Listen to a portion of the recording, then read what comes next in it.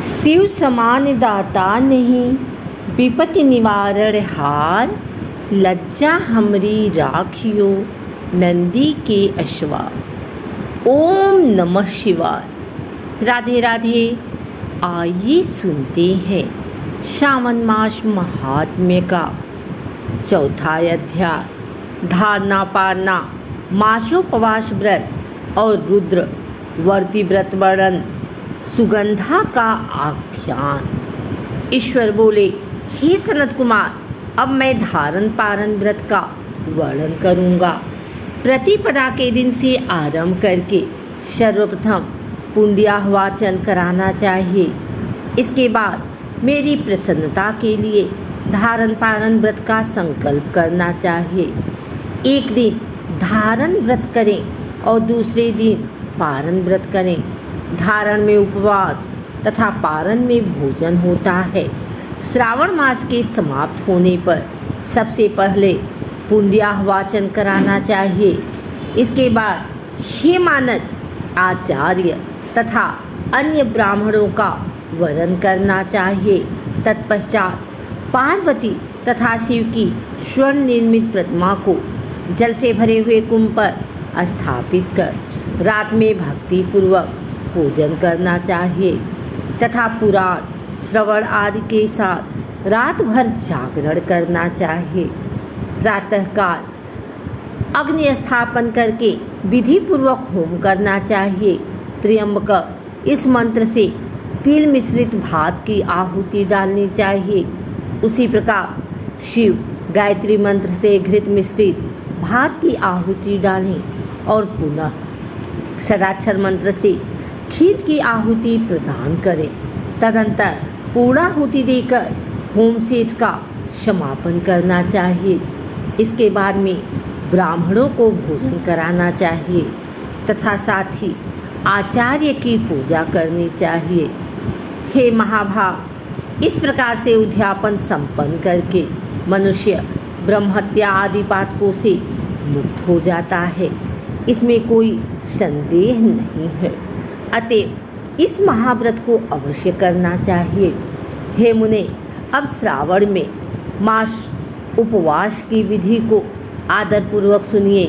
प्रतिपदा के दिन प्रातःकाल इस व्रत का संकल्प करें। स्त्री हो या पुरुष, मन तथा इंद्रियों को नियंत्रित करके इस व्रत को करें। अमावस्या तिथि को लोक का कल्याण करने वाले वृषध्वज शंकर की अर्चना पूजा 16 उपचारों से करें।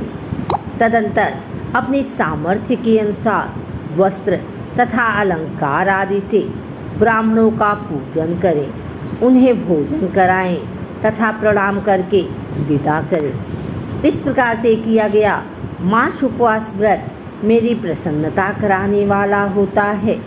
हे सनत कुमार, मनुष्यों को सभी सिद्धियां प्रदान करने वाले लक्ष्य संख्या परिमित रुद्रवर्ती व्रत के विधान को सावधान होकर सुनिए। अत्यंत आदरपूर्वक कपास के 11 तंतुओं से बत्तियां बनानी चाहिए। वे रुद्रवर्ती नाम वाली बत्तियां मुझे प्रसन्न करने वाली हैं। मैं श्रावण मास में भक्तिपूर्वक दीवान के देव गौरीपति महादेव का इन 1 लक्ष्य संख्या वाली बत्तियों से निराजन करूँगा। इस प्रकार श्रावण मास के प्रथम दिन विधिपूर्वक संकल्प करके महीने भर प्रतिदिन शिव जी का पूजन कर 1000 बत्तियों से निराजन करें और अंतिम दिन 71,000 बत्तियों से निराजन करें अथवा प्रतिदिन 3000 बत्तियाँ आदरपूर्वक अर्पण करें और अंतिम दिन 13,000 बत्तियाँ समर्पित करें अथवा एक ही दिन सभी 1 लाख बत्तियों को मेरे समक्ष जलाएं। प्रचुर मात्रा में घृत में भिगोई जो स्निग्ध बत्तियाँ होती हैं वे मुझे प्रिय हैं। तत्पश्चात मुझ विशेश्वर का पूजन करके कथा श्रवण करें। सनत कुमार बोले, हे देवदेव, हे जगन्नाथ, हे जगदानंद कारक, कृपा करके आप मुझे इस व्रत का प्रभाव बताएं। हे प्रभु, इस व्रत को सर्वप्रथम किसने किया तथा इसके उद्यापन में क्या विधि होती है? ईश्वर बोले, हे ब्रह्मपुत्र, व्रतों में उत्तम इस रुद्रवर्ती व्रत के विषय में सावधान होकर सुनिए। यह व्रत महापुण्यप्रद, सभी उपद्रवों का नाश करने वाला, प्रीति तथा सौभाग्य देने वाला, पुत्र पौत्र समृद्धि प्रदान करने वाला, व्रत करने वाले के प्रति शंकर जी की प्रीति उत्पन्न करने वाला तथा परमपद शिवलोक को देने वाला है। तीनों लोकों में इस रुद्रवर्ती के समान कोई उत्तम व्रत नहीं है। इस संबंध में लोग यह प्राचीन दृष्टांत देते हैं। क्षिप्रा नदी के रम्य तट पर उज्जैनी नामक सुंदर नगरी थी। उस नगरी में सुगंधा नामक एक परम सुंदरी वीरांगना थी। उसने अपने साथ ससर के लिए अत्यंत दुस्सह शुल्क निश्चित किया था। 100 स्वर्ण मुद्रा देकर ससर करने की शर्त रखी थी। उस सुगंधा ने युवकों तथा ब्राह्मणों को भ्रष्ट कर दिया था।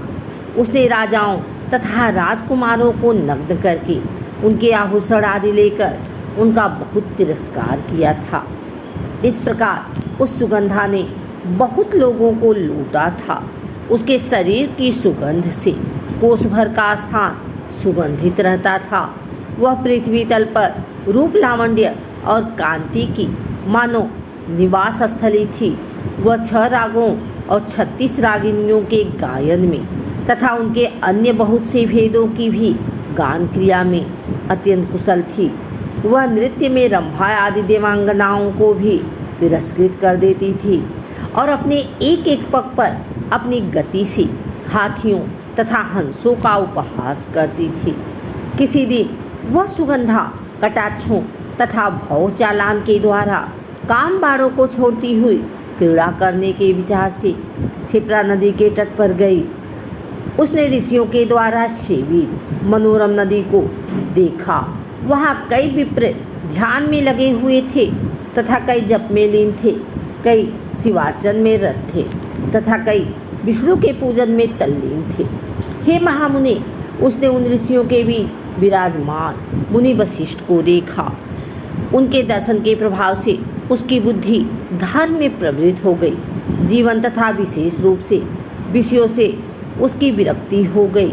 वह अपना सिर झुकाकर बार बार मुनि को प्रणाम करके अपने पाँवों की निवृत्ति के लिए मुनि श्रेष्ठ वशिष्ठ जी से कहने लगी।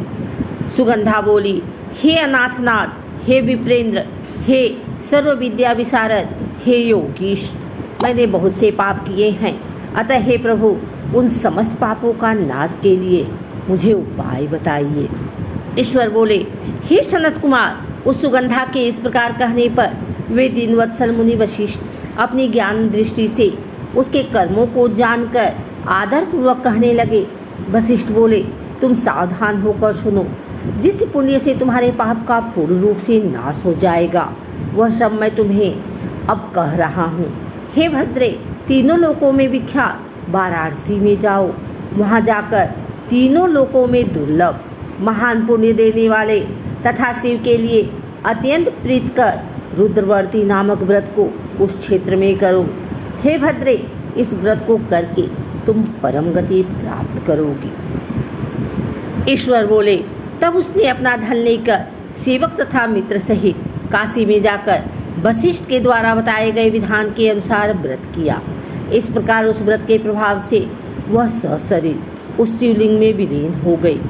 हे सनत कुमार, इस प्रकार जो स्त्री इस परम दुर्लभ व्रत को करती है, वह जिस जिस अभिष्ट पदार्थ की इच्छा करती है उसे निसंदेह प्राप्त करती है। हे सुव्रत, अब आप माणिक्यवर्तियों का महात्म्य सुनिए। हे विपेंद्र, उस माणिक्यवर्तियों के व्रत से स्त्री मेरे अर्ध शासन की अधिकारी हो जाती है और महाप्रलय पर्यंत वह मेरे लिए प्रिय रहती है। अब मैं इस व्रत की संपूर्णता के लिए उद्यापन का विधान बताऊंगा। चांदी की बनी हुई नंदीश्वर की मूर्ति पर आसीन स्वर्णमय भगवान शिव की पार्वती सहित प्रतिमा को कलश पर स्थापित करना चाहिए और विधि के साथ पूजन करके रात्रि में जागरण करना चाहिए।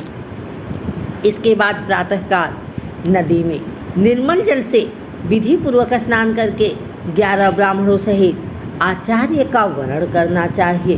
तत्पश्चात रुद्र सूक्त से अथवा गायत्री से अथवा मूल मंत्र से घृत, खीर तथा बिल्वपत्रों का होम करना चाहिए। इसके बाद पूर्णाहुति होम करके आचार्य आदि की विधिवत पूजा करनी चाहिए तथा सपत्नी 11 उत्तम विप्रों को भोजन कराना चाहिए। हे सनत कुमार, जो स्त्री इस प्रकार से व्रत करती है वह समस्त पापों से मुक्त हो जाती है। तत्पश्चात विधान पूर्वक कथा सुनकर स्थापित की गई समस्त सामग्री ब्राह्मण को दे देनी चाहिए। इससे निश्चित रूप से 1000 अश्वमेघ यज्ञों का फल प्राप्त होता है। इस प्रकार श्री स्कंद पुराण के अंतर्गत ईश्वर सनत कुमार संवाद में श्रावण मास महात्म्य में धारण पारण मासोपवास रुद्रवर्ती कथन नामक चौथा अध्याय पूर्ण हुआ।